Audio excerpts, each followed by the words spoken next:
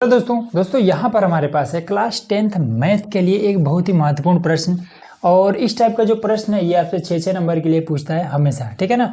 यही same to same भी दे सकता है या फिर इसी टाइप का तो देगा ही देगा, एकदम से कंफर्म है, ठीक है। तो आइए देखिए किस तरीके से अगर इस टाइप के प्रश्न आ जाते हैं तो कैसे आपको हल करना है। इसमें देखिए मेन चीज़ है इसका फिगर बनाना, ठीक है। अगर आप फिगर बना लेते हैं तो ईजिली आप इसको हल कर लेंगे। दूसरा चीज इसमें क्या है कि अवनमन और उन्नयन, ठीक है, जो क्लास 10 मैथ का जो चैप्टर है 9, ठीक है ना, उसी वाले चैप्टर से ये वाला क्वेश्चन आया हुआ है। तो इसमें मेन चीज है अवनमन और उन्नयन, ये चीजें क्या है। तो आइए फटाक से पहले इसको समझते हैं फिर फिगर बनाना आपको उन्नयन और दूसरा अवनमन। अवनमन ये दो चीज हमें जानना है, ठीक है। तो चलिए इसको फटाफट समझते हैं कि उन्नयन कोण और अवनमन कोण होता क्या है, ठीक है। तो देखिए सिंपल होता क्या है, जैसे मान लेते हैं ये हमारा जमीन है, ठीक है, और यहाँ पर कोई पेड़ लगा हुआ है या फिर खंभा है, ठीक। यहाँ पर एक आदमी यहाँ पर खड़ा है, ठीक है। अब ये खड़ा होकर के और क्या करता है, इस खंभे के ऊपर हिस्से को देखता है यहाँ पर, ठीक है, यहाँ पर देखता है। तो आदमी क्या कर रहा है, नीचे से ऊपर की तरफ देखता है, तब इस कंडीशन में यहाँ पर आपका कोण बनेगा। मान लेते हैं कि थीटा डिग्री का कोण है, ठीक। तब इस कंडीशन में क्या बनेगा, तो ये आपका हो जाएगा ऊपर की तरफ जब देखेंगे तो उन्नयन कोण बनेगा, ठीक। अब दूसरा चीज मान लेते हैं ये हमारा जमीन है, यहाँ पर एक खंभा है, ठीक है, बिजली का मान लेते हैं खंभा है, और यहाँ पर कोई व्यक्ति चढ़ा हुआ है, ठीक है। चढ़ करके अब ये क्या करता है, नीचे यहाँ पर एक कुत्ता है मान लीजिए, ठीक है, यहाँ पर एक कुत्ता है। तो ये व्यक्ति इस कुत्ते को देख रहा है, ठीक, क्या कर रहा है, पोल पर चढ़ करके और ये नीचे की तरफ देख रहा है। तब इस कंडीशन में यहाँ पर अवनमन कोण बनेगा, और अवनमन कोण हमेशा यहाँ पर लिखा जाता है, यहाँ पर लिखा जाएगा। क्लियर हो है ना। तो जब नीचे से ऊपर की तरफ देखेंगे उन्नयन कोण, जब ऊपर चढ़ करके नीचे की तरफ देखेंगे तो अवनमन कोण, बस यही चीज तो है, ठीक है। अब आ जाते हैं इसका फिगर बनाते हैं अब इस प्रश्न का, ठीक। तो चलिए फिगर में देखिए कैसे यूज करते हैं इसका अवनमन कोण का। तो फिगर में कहते हैं कि एक बहुमंजिल भवन के शिखर से देखने पर, ठीक है, ऑलरेडी कोई है जो एक बहुमंजिल भवन के शिखर पर चढ़ा हुआ है, ठीक है। देखने पर एक 8 मीटर ऊंचे भवन के शिखर, ठीक है, शिखर और तल का अवनमन कोण, अवनमन आ गया मतलब क्या है कि हमें नीचे देखना है, ठीक। तो पहले बहुमंजिल भवन बना लेते हैं। तो एक हमने यहाँ पर बहुमंजिल भवन बना लिया, ठीक। इसके सामने एक हम और घर कोई बना लेते हैं, कोई भवन बना लेते हैं और इसको मिला देते हैं, ठीक है। ये तो 8 मीटर इसकी ऊंचाई है, ये 8 मीटर ऊंचाई है, और ये बहुमंजिल भवन है और ये 8 मीटर ऊंचा भवन है, ठीक। अब इसमें क्या करें कि एक 8 मीटर ऊंचे भवन के शिखर, तो शिखर ये है और तल ये है, ठीक। तो क्या कर रहा है कि ऊंचे भवन के शिखर और तल का अवनमन कोण क्रमशः 30 डिग्री 45 डिग्री, ठीक है।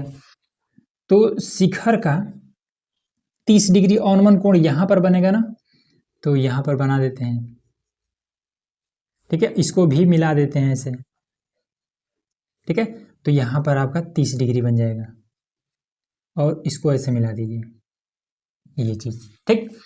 उसके बाद से तल का 45 डिग्री हो जाएगा। दूसरे नंबर पे तल है ना, पहले शिखर है फिर तल है, तो शिखर हो गया, अब तल का, तो तल को ऐसे मिला देते हैं,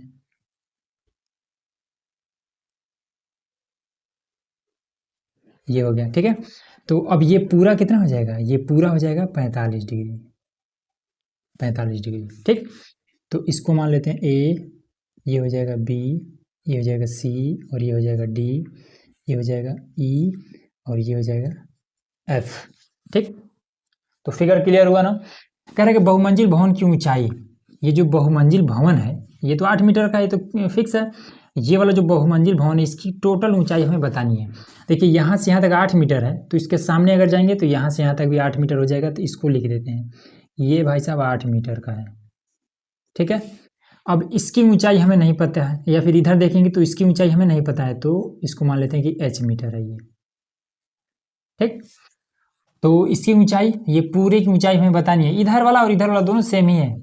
उसके बाद से और दो भवनों के बीच की दूरी, एक भवन ये है दूसरा भवन ये है, इनके बीच की दूरी तो नहीं पता है, तो मान लेते हैं कि x मीटर है, x मीटर, ठीक। ये वाला x मीटर है तो ये भी आपका x मीटर होगा, ठीक है। अब त्रिभुज का जो ये वाला जो त्रिभुज बना इसमें कितना डिग्री, 30 डिग्री है, तो पहले यही वाला त्रिभुज हल कर लेते हैं। इसको सिंपल लिखना है, हल और फटाक से हल कर देना है। तो लिखेंगे कि त्रिभुज ABF या फिर ABF कुछ भी लिख सकते हैं, AB और F, त्रिभुज ABF में। चलिए इसमें क्या है, ये आधार और ये वाला लंब है, ठीक है, और ये कर्ण हो जाएगा। तो आधार कितना है, x है, ये वाला x है, तो ये भी x है, और लंब कितना है, तो ये आपका h है। तो आधार और लंब किस में होता है, तो लाल बटे में के ए लिख लीजिए। तो ये लंब बटा आधार इसमें है ना, तो साइन कॉस टेन में है। तो टेन थीटा बराबर क्या होता है, टेन थीटा बराबर होता है लंब बटे में आधार। तो थीटा का मान कितना है, 30 डिग्री है। तो टेन 30 डिग्री बराबर में लंब कितना है, h, लंब है आपका h, आधार कितना है, तो ये वाला पूरा x, ये हो जाएगा x। टेन 30 डिग्री का मान 1 बटे में अंडर रूट में 3, h बटे में x, इसको हम इधर भेज देंगे और इसका गुणा इसके साथ, तो x बराबर में h अंडर रूट में 3 हो जाएगा। ये आ गया x का मान, ठीक है ना, ये बीच की दूरी निकला ये वाला। चलिए अब एक काम और करते हैं, दूसरा त्रिभुज भी ले लेते हैं। दूसरा त्रिभुज हमारा कौन सा, ये 45 डिग्री वाला। तो A, B और E में ये पूरा बड़ा वाला त्रिभुज, तो त्रिभुज ABE में। चलिए अब इसमें देखिए, तो ये पूरी लंबाई हो जाएगी और आधार उसका वही रहेगा। तो यहाँ पर लिख देंगे कि टेन थीटा बराबर, ये हमने लिख दिया है। अब लिख लेंगे कि टेन थीटा की जगह पे 45 डिग्री, लंब आपका कितना है, तो ये वाला h और ये वाला 8, तो h प्लस में 8, ये पूरा लंब हमें लेना है। और आधार कौन है, तो वही x हो जाएगा। टेन 45 डिग्री का मान 1 होता है, और इधर आपका h प्लस में 8 और बटे में हो जाएगा x को इधर भेज देते हैं, तो x बराबर में h प्लस में 8, ठीक है। x का मान यहाँ पर निकला हुआ है, तो यहाँ पर मान रख देते हैं। तो ये हो जाएगा h अंडर रूट 3x के जगह पे h अंडर रूट में 3 बराबर में h प्लस में 8, h को इधर बुला लाते हैं, तो h अंडर रूट में 3 और ये माइनस का h बराबर में ये आपका 8। अब ये दोनों क्या हो जाएगा, कॉमन हो जाएगा, h आपका h हो गया कॉमन, तो बचा क्या, अंडर रूट 3 माइनस का 1 बराबर में होगा 8। तो ये हो जाएगा h बराबर में 8 बटे में अंडर रूट में 3 माइनस का 1। इतना बात तो समझ में आया ना। ये वाला h के साथ में ये गुणा कर रहा है, तो बराबर किधर है, तो भाग करने लगा। अब इसमें क्या करते हैं, अब इसका गुणा कर देते हैं, ठीक है, परमीकरण कर देते हैं।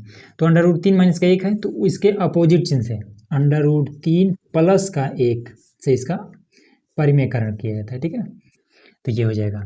अब देखिए इसका गुणा इसमें कर रहा देते हैं, तो h बराबर में हो जाएगा 8 और अंडर रूट में 3 प्लस में 1, और नीचे हो जाएगा अंडर रूट 3 और अंडर रूट 3 हो जाएगा 3। फिर उसके बाद से अभी देखिए इसमें एक फॉर्मूला लगाते हैं डायरेक्ट, बार बार इसमें गुणा करने की जरूरत नहीं है, इसमें गुणा करने की जरूरत नहीं है। एक फॉर्मूला होता है कि a माइनस का b और a प्लस का b जब दिया हो तो इसको लिख सकते हैं a स्क्वायर माइनस का b स्क्वायर। बहुत लोगों को पता होगा ये फॉर्मूला। यहाँ पर भी a minus b, a plus b, इसको हम लिख सकते हैं a स्क्वायर मतलब कि अंडर रूट 3 का स्क्वायर माइनस b स्क्वायर मतलब 1 का स्क्वायर, ठीक। तो h बराबर में कितना हो जाएगा 8 अंडर रूट में 3 प्लस का 1, इसकी वजह से ये खत्म, 3 1 का स्क्वायर 1 ही रह जाएगा, 3 में से 1 जाएगा तो बचेगा 2। अब इससे हम इसको काट सकते हैं, तो ये हो जाएगा कितना, तो 4 बार में कट जाएगा, तो 4, तो ये हो जाएगा h बराबर में 4 अंडर रूट में 3 प्लस का 1, ये चीज़ हो जाएगा। तो h आपका ये वाला निकल गया, ठीक है, ये वाला निकल गया। तो पूरी हमें ऊंचाई बतानी है ना, बहुमंजिल भवन की ऊंचाई, ये पूरी ऊंचाई, तो इसी h में 8 को भी ऐड कर देंगे, पूरी ऊंचाई निकल जाएगा। तो बहुमंजिल भवन की ऊंचाई बराबर कितना हो जाएगा, ये 8 प्लस में h, 8 प्लस में h, तो ये हो जाएगा 8 प्लस में h का मान कितना निकला है, तो ये वाला 4 अंडर रूट में 3 प्लस का 1, यही निकला हुआ है, ठीक है। तो अब इसमें अगर आप कॉमन लेना चाहें तो कॉमन भी ले सकते हैं, 4 यहाँ से और 4 इसमें मिल जाएगा। तो 4 को आप अगर कॉमन ले लेते हैं तो यहाँ पर बचेगा 2, और यहाँ से आपका केवल यही वाला बच जाएगा, प्लस में अंडर रूट में 3 प्लस का 1, ये हो जाएगा, ठीक। तो ये हो जाएगा 4, ये और ये जुड़ जाएगा तो हो जाएगा कितना, अंडर रूट में 3 प्लस में 3 और ये सिंपल आपका ऊंचाई हो गया। ठीक है, ये आपका ऊंचाई निकल गया। अब यहाँ से यहाँ तक की दूरी निकालनी है।